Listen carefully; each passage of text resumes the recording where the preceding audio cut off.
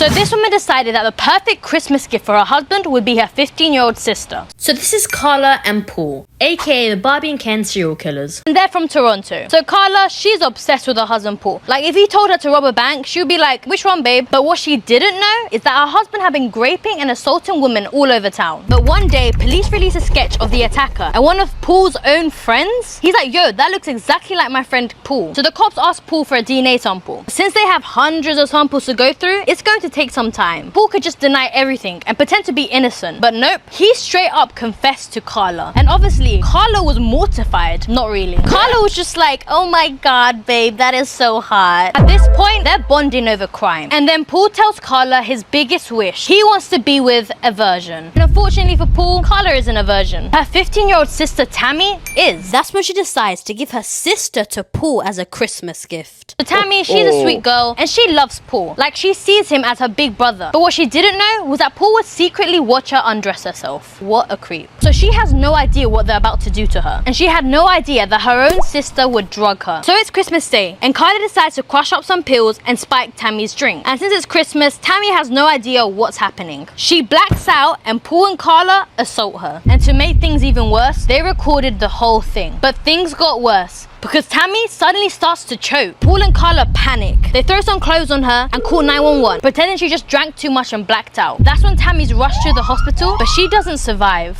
And somehow, her death is ruled as natural causes at 15 years old. At this point, any normal person would think, okay, we got away with it. Let's never do that again. But nope, this just made it worse. And they got cocky. 6 months later, Paul kidnaps a 14-year-old girl. And her name is Leslie. He spots her in her backyard and goes up to her and, like a creepy salesman, offers her a cigarette. And Leslie's like, he's cute, why not? Bad choice. Paul kidnaps her and brings her home like she's a souvenir from a road trip. He walks in and tells Karla, babe, I got you a surprise. And instead of screaming or calling the cops, Karla's like, oh my god, you shouldn't have. And they keep Leslie captive for 24 hours. Tortured her, SA'd her, and again, they recorded the entire thing. While Leslie was begging them to stop. And they ended up killing her. Just to be extra evil, they chopped up her entire body, mixed it in cement, and dumped it in a lake. And guess what? A fisherman finds it and the whole town freaks out, but for some reason the police still don't connect Paul and Karla to the attacks happening in the area. And at this point, Paul thinks he's unstoppable. He gets an idea and he gets Karla to call up some of Tammy's old friends and invite them over, and they decided to drug them and essay them, and they would wake up the next day completely unaware of what happened. And they did this multiple times, but they still weren't done. One day, Karla and Paul go on a road trip in search for a new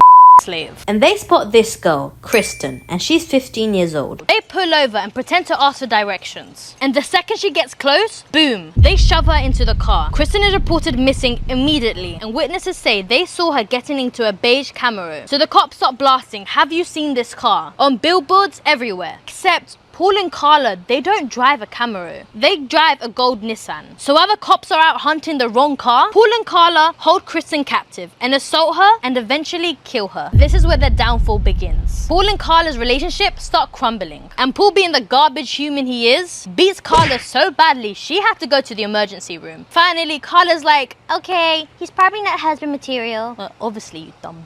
And she decides to divorce him. Right around the same time, those DNA tests from 2 years ago finally come back. And guess what? Paul is busted. And they find out that entire time, Paul was the one graping those girls around town. But instead of arresting him straight away, they go to Karla. Karla, she immediately starts snitching. But here's where she pulls the biggest con of all time. She plays the victim. Tells the cops that Paul forced her to do everything. She cries a little and bam, she fooled everyone. She gets a sweet deal of only 12 years in prison. And now she's out. Not only is she out, she's remarried and has 3 kids. And wait for it, she volunteered at a preschool. A preschool! Imagine dropping off your kid at daycare and finding out that freaking Karla Holmolka is in charge of snack time. Yeah, the community lost it. And meanwhile, Paul was given life in prison. And this is what Karla and Paul look like. So if you ever see Karla in town, make sure you give her... Okay, I'm joking. Don't listen to me.